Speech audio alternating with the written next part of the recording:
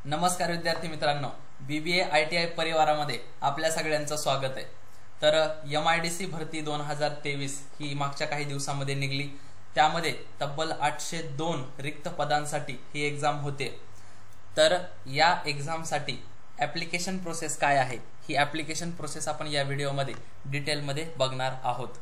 तर त्याच्या आधी इम्पॉर्टंट डेट्स काय आहेत त्याचा आपण जस्ट ओव्हरलुक करूया। तर त्यामध्ये ऑनलाइन पद्धतीने अर्ज नोंदणी सुरू होण्याचा दिनांक हा 2/9/2023 2 तारखेलाच आपली ऍप्लिकेशन प्रोसेस चालू झालेली आहे। ऑनलाइन पद्धतीने अर्ज सादर करण्याचा अंतिम दिनांक म्हणजे लास्ट डेट जी काय आहे ती 25/9/2023 म्हणजे जवळच आलेली आहे। ज्यांनी ऍप्लिकेशन केलेले नाहीये ते लवकरात लवकर करून घ्या। ऑनलाइन पद्धतीने परीक्षा शुल्क भरण्याची अंतिम मुदत सुद्धा 25/9/2023 आहे। ज्या दिवशी आपल्याला लास्ट फॉर्म भरण्याची डेट दिली त्याच दिवशी परीक्षा शुल्क भरण्याची सुद्धा अंतिम मुदत असेल। त्यानंतर परीक्षेसाठी ऑनलाइन प्रवेशपत्र उपलब्ध होण्याचा दिनांक हा परीक्षेच्या आधी 7 दिवस आपल्याला कळवण्यात येईल। परीक्षेच्या आधी 7 दिवस तुमचं ऍडमिट कार्ड तुमच्या हातात असेल। तर याच्यासाठी या ऍप्लिकेशनसाठी फॉर्म भरण्यासाठी डॉक्युमेंट्स वगैरे कोणते कोणते लागतात ते आपण बघूया। तर याच्यासाठी सगळ्यात पहिल्यांदा तुमचं छायाचित्र आणि स्वाक्षरी म्हणजे तुमचा एक कलरफुल फोटो आणि तुमची साइन पाहिजे। तर त्याच्यासाठी थोडेफार इन्स्ट्रक्शन आहेत। तर ते इन्स्ट्रक्शन्स काय आहेत, तर छायाचित्र अलीकडील पासपोर्ट शैलीत रंगीत चित्र आवश्यक आहे म्हणजे कलरफुल फोटो पाहिजे तुम्हाला सांगितलं। टोपी किंवा गडद चष्मा असा परिधान करून तो फोटो काढलेला नसावा आणि त्याची साईज ही 20 to 50 KB च्या दरम्यान असावी। तुमच्या फोटोची साईज ही 20 to 50 KB च्या दरम्यान असावी। स्कॅन केलेल्या प्रतिमेचा आकार हा 50 KB पेक्षा जास्त नसावा। असं आपल्याला आपलं छायाचित्र आपला फोटो पाहिजे। स्वाक्षरी पाहिजे। स्वाक्षरीसाठी सुद्धा थोड्या अटी आहेत। अर्जदाराला काळ्या शाईच्या बॉलपेनने पांढऱ्या कागदावर सही करावी लागेल। ज्या कागदावरती रेषा वगैरे नाहीत अशा इथे दिसतोय अशा प्रकारच्या कागदावरती तुम्हाला काळ्या शाईच्या बॉलपेननं आपली स्वाक्षरी करायची, आपली साइन करायची आणि त्या साइनचा आकार, त्या साइनच्या फाईलचा आकार हा 10 KB ते 20 KB च्या दरम्यान असलेला पाहिजे। त्याच्यानंतर कागदपत्रे जी काही लागणार आहेत 10वी 12वीचं म्हणा, तुमचं एक्सपिरियन्स सर्टिफिकेट म्हणा किंवा तुमच्या पोस्टनुसार जे काही कागदपत्र तुम्हाला लागतील तर त्याचं स्कॅन केलेलं रिझोल्यूशन हे 200 DPI वर सेट करा आणि ट्रू कलर वरती सेट करा। मॅजिक कलर वगैरे, ब्लॅक अँड व्हाईट असे खूप सारे ऑप्शन असतात स्कॅनिंगला। तर त्यामध्ये तुम्हाला ट्रू कलर वरती सेट करून ते जे काही कागदपत्र जे काही डॉक्युमेंट आहे ते तुम्हाला अपलोड करायचं आहे। तर असं सगळं जर तुमच्याकडे असेल तर आपण फॉर्म फिलिंगला चालू करू शकतो। तर त्याच्या आधी तुम्हाला एक हँड रिटन डिक्लेरेशन लागेल। तर त्याचा फॉर्मॅट हा असेल। इथे तुमचं नाव येईल ब्लँक स्पेस मध्ये। Hereby declare that all the information submitted by me in the application form is correct, true and valid. I will present the supporting document as and when required. असं declaration तुम्हाला हाताने लिहायचं एका पेपरवरती black पेननं आणि ते नंतर application मध्ये तुम्हाला सबमिट करावं लागेल। त्याच्या व्यतिरिक्त तुम्हाला 10वी आणि 12वीचं तुमचं सर्टिफिकेट लागेल। 10वी 12वीचे मार्क्स, सीट नंबर किंवा तुमचं कॉलेजचं नाव, शाळेचं नाव हे सगळं तिथं मेन्शन करायचंय। त्याच्यामुळे ही सुद्धा डिटेल्स तुमच्याकडे लागेल। त्याच्याबरोबरच तुम्ही ओपन असाल तर एवढे कागदपत्र ओके। जर तुम्ही ओबीसी किंवा कॅटेगरी मध्ये येत असाल, ओबीसी मध्ये येत असाल तर तुम्हाला कास्ट सर्टिफिकेट पाहिजे, कास्ट व्हॅलिडिटी पाहिजे। तर हे जे ते तुमच्या कास्टनुसार जे काही लागणार आहेत, स्पोर्ट्स पर्सन असाल तर मग स्पोर्ट्सचं सर्टिफिकेट पाहिजे किंवा एक कोणत्या पोस्टला अप्लाय करताय त्याच्यानुसार जर एक्सपिरियन्स सर्टिफिकेट लागत असेल तर त्या पोस्ट वाईज तुम्हाला एक्सपिरियन्स सर्टिफिकेट पाहिजे। तर या सगळ्या गोष्टी जर तुमच्याकडे अवेलेबल असतील तर आपण फॉर्म फिलिंग प्रोसेसला चालू करूया। तर इथे खाली मी तुम्हाला लिंक प्रोव्हाइड केली, या लिंक वरती क्लिक करून तुम्ही आपली ऍप्लिकेशन प्रोसेस चालू करू शकता। हीच लिंक मी आपल्या डिस्क्रिप्शन मध्ये पण टाकली, तिथून तुम्ही क्लिक करून डायरेक्टली ऍप्लिकेशनच्या इंटरफेस वरती शिफ्ट होऊ शकता।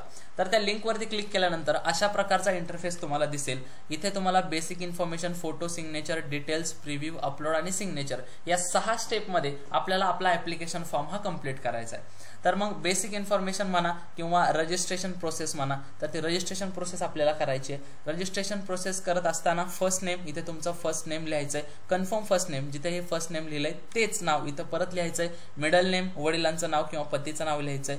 शक्यतो आधार कार्डवर जे आपलं नाव आहे किंवा 10वी 12वीच्या सर्टिफिकेट वरती जे आपलं नाव आहे ते नाव इथे लिहा। मिडल नेम पण तेच मेन्शन करा आणि लास्ट नेम इथे मेन्शन करून इथे तुमचं कंप्लीट नाव येईल।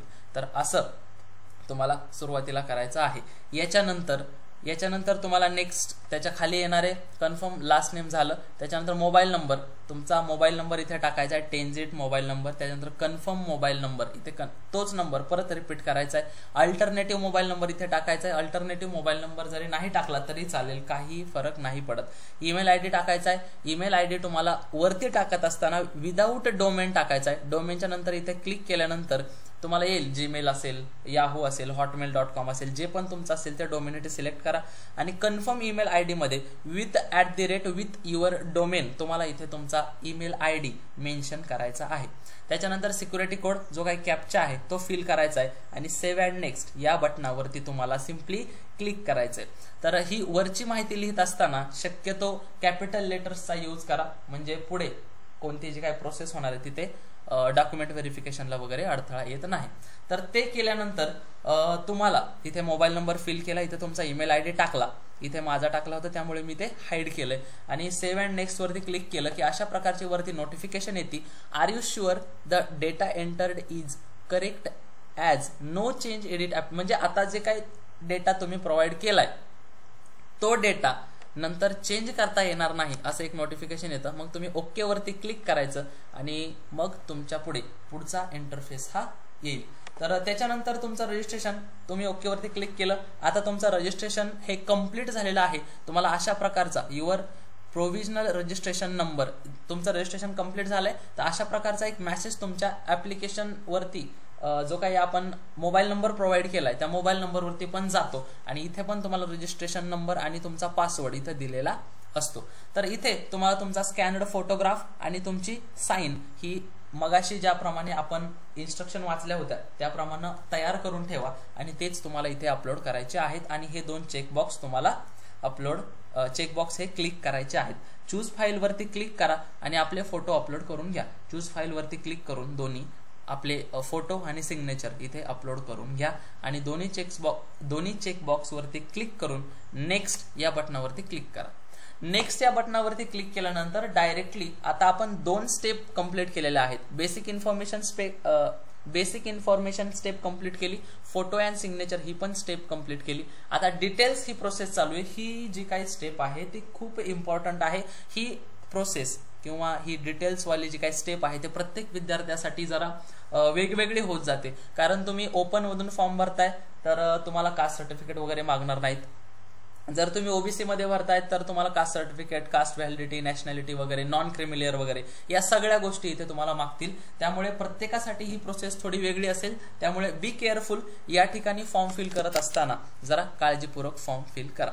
तर सगळ्यात पहिल्यांदा तुम्हाला पोस्ट नेम सिलेक्ट करायचंय, ज्या पदासाठी तुम्ही फॉर्म फिल करणार आहात ते इथे क्लिक करून तुमचं जे काही पद आहे ते इथे लिस्ट येते खाली, मग त्या पदानुसार तुम्हाला ज्या पदाला अप्लाय करायचंय, विभागीय अग्निशमन अधिकारी गट अ म्हणा किंवा सहाय्यक अग्निशमन अधिकारी गट क म्हणा, वीज तंत्री, चालक यंत्रतंत्री, या जी काही तुमची पदं आहेत, खूप सारे पद आहेत, 820 जागांसाठी हे ऍप्लिकेशन होतंय। तर त्यानुसार तुमचं पद सिलेक्ट करा। त्याच्यानंतर तुमची अर्जदाराची जात, category of a candidate, SC, ST, VJ, NT, NTC, NTD, SBC, OBC, EWS, अनरिझर्व्ड, जे ओपन आहेत त्यांनी अनरिझर्व्ड वरती क्लिक करा। तर मग जे काही आपली कास्ट असेल त्या कास्ट वरती क्लिक करा।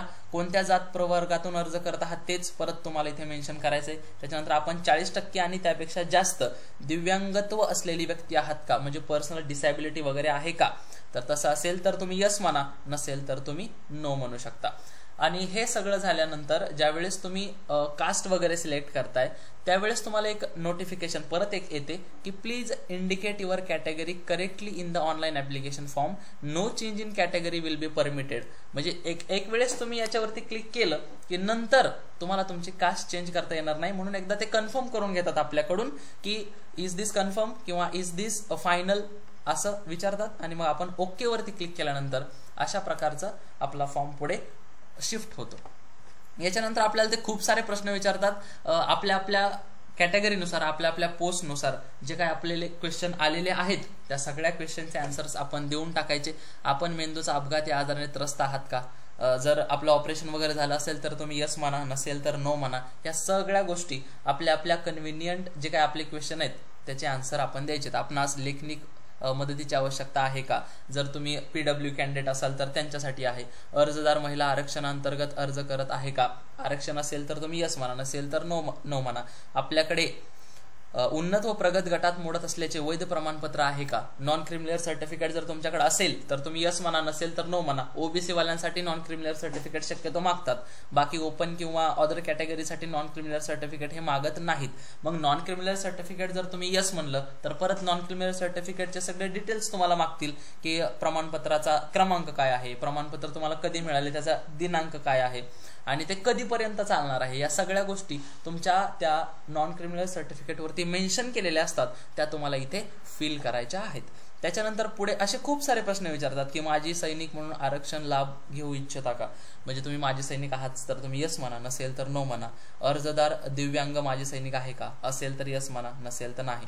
आपण युद्धात सैन्य दलात सेवेत मृत पावलेल्या किंवा अपंग झालेल्या सैनिकाचे कुटुंबीय आहात का? असं असेल तर यस म्हणू शकता, नसेल तर तुम्ही नो म्हणू शकता. त्यानंतर तुम्ही खेळाडू आरक्षणाअंतर्गत अर्ज करू इच्छिता का? तुम्ही जर स्पोर्ट्स पर्सन असाल तर तुम्ही यस म्हणा, तसं तुमच्याकडे सर्टिफिकेट पाहिजे, नसेल तर तुम्ही नो म्हणू शकता.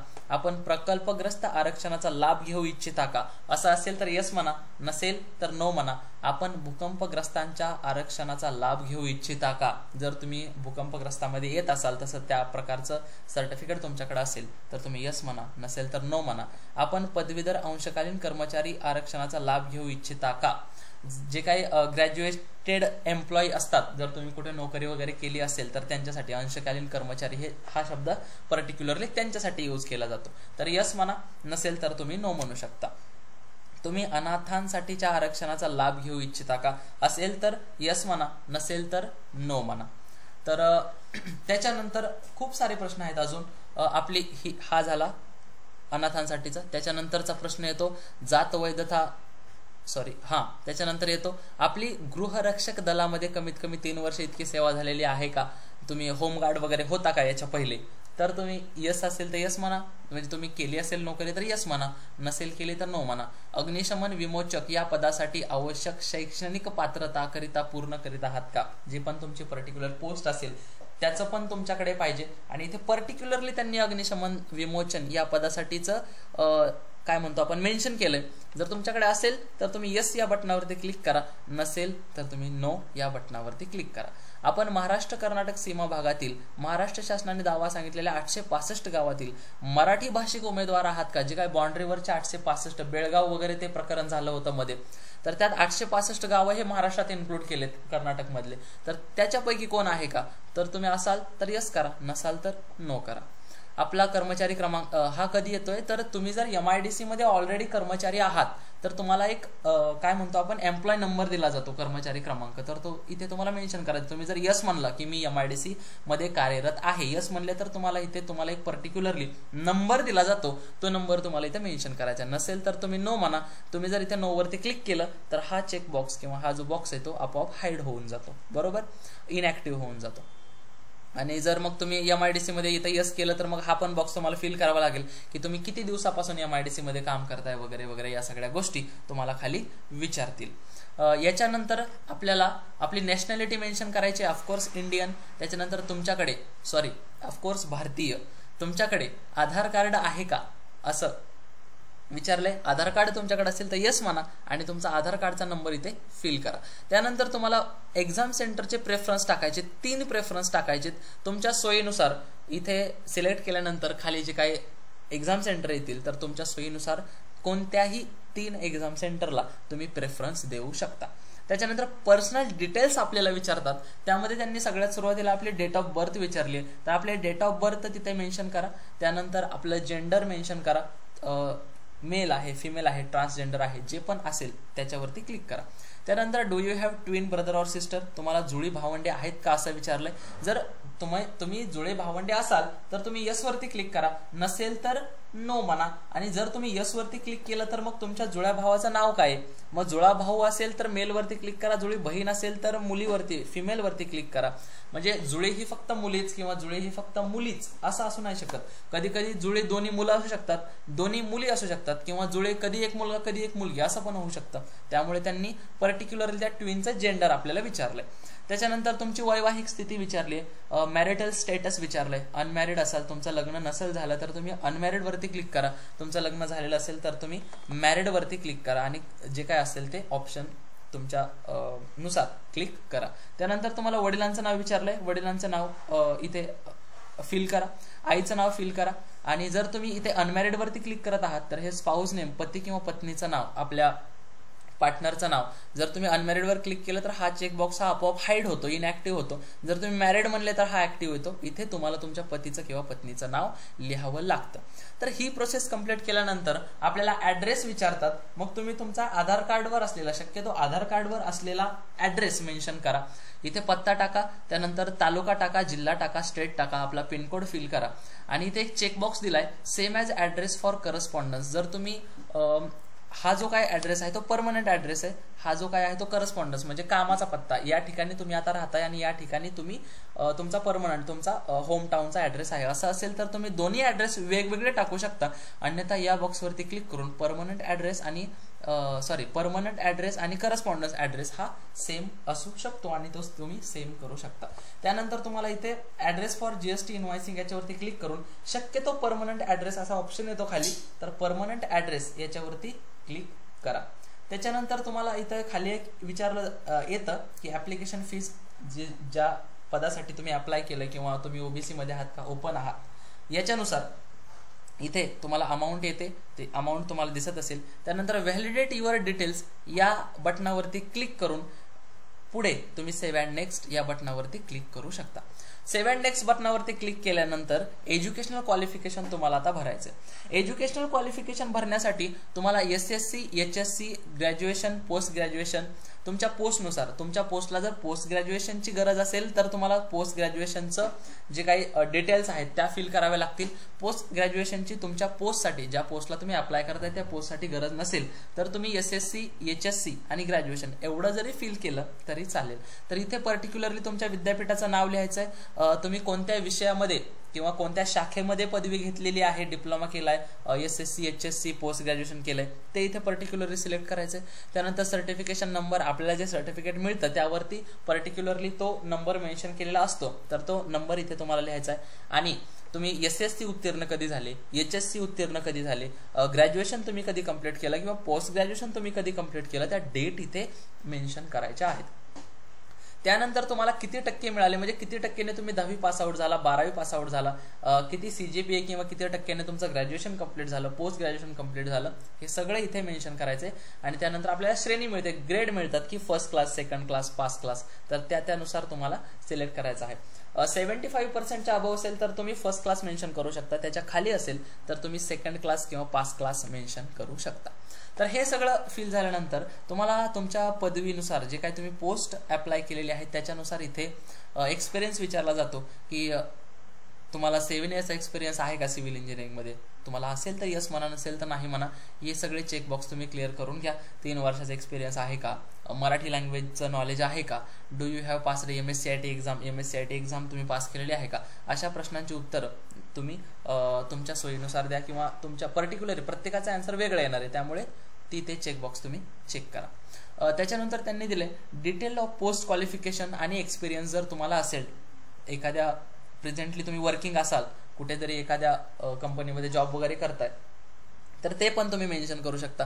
प्रेझेंटली वर्किंगमध्ये तुम्ही यस म्हणला तर मग तिथे तुमचा टोटल एक्सपिरियन्स किती आहे, तिथे तुमचा काम काय करता, कामाचे स्वरूप म्हणा किंवा सेवा समाप्तीचे कारण वगैरे, हे सगळं तुम्हाला तिथं विचारलंय. जर तुम्ही यस वरती क्लिक केलं तर ही सगळी इन्फॉर्मेशन तुम्हाला तिथे फिल करावी लागेल. नाही म्हणलं, जर तुम्ही नसेल अनुभव आणि आपल्या पोस्टला जर अनुभवाची गरज नसेल तर हा फिल नाही केलं तरीही चालेल. त्याच्यानंतर तुम्हाला विचारलंय की लँग्वेज नोन, तुम्हाला कोणकोणत्या भाषा येतात, इंग्लिश, मराठी. इथे हिंदी वगैरे लिहायचं असेल तर तुम्ही या बॉक्समध्ये हिंदी मेन्शन करू शकता. आणि मग रीड, राईट, स्पीक या तिन्ही चेकबॉक्सवरती, आता मराठी रीड, राईट आणि स्पीक सगळेच करतात, त्यामुळे तिन्ही बॉक्सवरती तुम्ही चेक करू शकता. इंग्लिशसाठी तुम्ही स्पीकवरती नाही केलं तरीही चालेल, हिंदीसाठी तिन्ही चेकबॉक्स करा किंवा नाही केलं तरीही चालेल. तर याच्यानंतर व्हॅलिडिटीवर डिटेल्स पुन्हा एकदा या बटनाचा वापर करायचा आहे, क्लिक करायचं आहे आणि नंतर सेव्ह अँड नेक्स्ट या बटनावरती क्लिक करायचं. तर सेव्ह अँड नेक्स्ट या बटनावरती क्लिक केल्यानंतर आता आपला फॉर्म फिल झालेला आहे. आता फॉर्म फिल झालेला आहे, आपल्याला एक प्रिव्ह्यू दाखवतात, ते इथे दिलंय, this is a preview of your registration details. हा प्रिव्ह्यू आहे. अशा प्रकारे तुमचा फॉर्म आहे.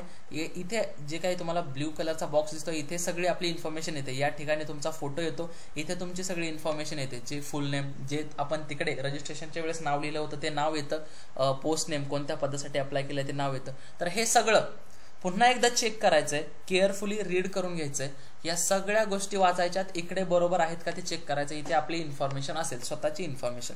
तर इतका मोठा हा फॉर्म आहे. तर हे सगळं 1 बाय 1 आपले जे काही परीक्षा केंद्र प्रेफरन्स दिलेत आपण, एक्झाम सेंटर, ते सगळं एकदा चेक करून घ्यायचं. कारण ज्यावेळेस आपण या ठिकाणी येणार आहे आणि आय ॲग्री या चेकबॉक्सवरती क्लिक करून कम्प्लीट रजिस्ट्रेशनवरती क्लिक करणार आहे, त्यावेळेस त्याच्यानंतर जे काय आपल्याला इथे इन्फॉर्मेशन दिसते, या इन्फॉर्मेशन जर थोडीफार चूक झालेली असेल तर ती इन्फॉर्मेशन नंतर दुरुस्त करता येणार नाही, चेंज करता येणार नाही. त्याच्यामुळं ही जी काही पेज आहे जिथे आपल्याला प्रिव्ह्यू दिलाय, हे तुम्ही म्हणजे केअरफुली रीड करा असं माझं म्हणणं आहे. या ठिकाणी तुमची साईन येईल वरती, या ठिकाणी तुमचा फोटो येईल. तर ही साईन आणि फोटोच्या जागी फोटो, साईनच्या जागी साईन आहे का बघा, आणि त्याच्यानंतर कम्प्लीट रजिस्ट्रेशन या बटनावरती क्लिक करा. कम्प्लीट रजिस्ट्रेशन बटनावरती क्लिक केल्यानंतर अशा प्रकारचं एक नोटिफिकेशन येतं. त्याच्या आधी तुम्हाला आय ॲग्री हा चेकबॉक्स क्लिअर करावा लागेल. अशा प्रकारचं एक नोटिफिकेशन येतं, त्यामध्ये दिलंय की on completion of registration no changes of data already entered will be permitted. याच्यानंतर तुम्हाला डेटामध्ये चेंज करण्याची, एडिट करण्याची परमिशन मिळणार नाही. जर हा डेटा, म्हणून म्हणलं की केअरफुली सगळा डेटा वाचून घ्या. या डेटामध्ये जर तुम्हाला काही चेंजेस करायचे नसतील तर तुम्ही सिम्पली ओके या बटनावरती क्लिक करा. तर अशा प्रकारे आपण या 4 स्टेप कंप्लीट केलेल्या आहेत. आता सिम्पली आपल्याला फक्त अपलोड करायचंय आपलं फिंगरप्रिंट आणि handwritten declaration. Choose file वरती क्लिक करा. तुम्ही डायरेक्टली आपल्या कॉम्प्युटरच्या स्टोरेजमध्ये जाल, तिथून तुमचा थंबनेल तुम्ही घ्या आणि नंतर तुमचं हँड रिटन डिक्लेरेशन घ्या आणि कॅप्चा फिल करा आणि सेव्ह. तो फिल केल्यानंतर ज्यावेळेस तुम्ही हँड रिटन डिक्लेरेशन म्हणा किंवा लेफ्ट थंब घेताय, त्यावेळेस अशी प्रोसेस आहे. तुम्ही ज्यावेळेस इथे क्लिक करता, चूज फाईलवरती क्लिक करता, त्यावेळेस आपला लेफ्ट थंब आपल्या कॉम्प्युटरमधून घेतो, त्यावेळेचा व्ह्यू हा आहे. यावेळेस इथे जर तुम्हाला तुमचा लेफ्ट थंब हा क्लिअर दिसत असेल तर तुम्ही ओके या बटनावरती क्लिक करा. त्याच्यानंतर आपलं हँड रिटन डिक्लेरेशन बरोबर आहे का ते बघा आणि नंतर ओके या बटनावरती क्लिक करून सेव्ह अँड नेक्स्ट या बटनावर क्लिक केल्यानंतर आपण डायरेक्टली येतो पेमेंटच्या इंटरफेसवरती. तर पेमेंटच्या इंटरफेसवरती आल्यानंतर आपल्याला इथे अमाऊंट दिसते, एवढी अमाऊंट आपल्याला पे करायची आहे. सिक्युरिटी कोड म्हणजे पुन्हा एकदा आपल्याला कॅप्चा फिल करायचा आहे. कॅप्चा फिल करा आणि सबमिट बटनावरती क्लिक करा. तुम्हाला जर पेमेंट प्रोसेस रन करायची असेल तर. मी सबमिट बटनावरती क्लिक करतोय. आता आपल्याला पेमेंट करायचे. पेमेंट करायच्या खूप साऱ्या मेथड आहेत. तुम्ही क्रेडिट कार्ड थ्रू करू शकता, डेबिट कार्ड थ्रू करू शकता, अदर डेबिट कार्ड असतील त्याच्या थ्रू करू शकता, इंटरनेट बँकिंग आहे, वॉलेट आहे, QR कोड आहे, UPI आहे. कोणताही ऑप्शन तुम्ही सिलेक्ट करून आपली जी काही पेमेंट प्रोसेस आहे ती कंप्लीट करू शकता. मी QR कोडवरती क्लिक करतोय आणि प्रोसीड विथ पेमेंट या बटनावरती क्लिक करतोय. तर अशा प्रकारचा इंटरफेस माझ्यासमोर येईल. आता तुम्हाला हा QR कोड सिम्पली आपल्या गुगल पे, फोन पेने स्कॅन करायचा आहे आणि यांची पेमेंट करायची आहे. तर ही प्रोसेस करत असताना शक्यतो आपल्या लॅपटॉपला कॉल वगैरे येता कामा नये किंवा आपल्या बॅकग्राऊंडमध्ये दुसरे ॲप, दुसरे वेबसाईट चालू राहता कामा नये, दुसरं काम करू नये. हा टॅब आहे ना तो बंद करू नका पेमेंट प्रोसेस चालू असताना. शक्यतो पेमेंट प्रोसेसमध्ये डिस्टर्बन्स आला तर तुमच्या अकाउंटमधून पैसे हे डेबिट होतात पण यांच्या वेबसाईटला क्रेडिट होत नाहीत. असा म्हणजे थोडेफार अडथळे येतात पेमेंटमध्ये. त्याच्यामुळे शक्यतो पेमेंट प्रोसेस करत असताना बाकी कोणतंही काम करू नका. तर हे स्कॅन झाल्यानंतर परत आपण या पेजवरती येतो. इथे तुम्ही ऍप्लिकेशन प्रिंट या ऑप्शनवरती क्लिक करून, इथे दिसतंय तुम्हाला ऍप्लिकेशन प्रिंट या ऑप्शनवरती क्लिक करून तुमचं ऍप्लिकेशन हे अशा प्रकारे प्रिंट करू शकता. डेस्टिनेशन या बटनावरती क्लिक करा. खाली PDF नावाचा एक ऑप्शन येईल तर त्याच्यावरती क्लिक करून तुम्ही प्रिंट म्हणा किंवा सेव्ह म्हणा तर ते तुमच्या स्टोरेजमध्ये सेव्ह झालेलं असेल. तर अशा प्रकारे आपल्याला MIDCचा फॉर्म फिलिंग प्रोसेस होती. तर अशाच प्रकारच्या नवीन आणि अपडेटेड व्हिडिओज पाहण्यासाठी सबस्क्राईब करा आणि बेल आयकॉन दाबायला विसरू नका, म्हणजे अशाच नवनवीन आणि अपडेटेड व्हिडिओ तुमच्याकडे येत राहतील. भेटूया नवीन अपडेट घेऊन नवीन व्हिडिओमध्ये. तोपर्यंत नमस्कार.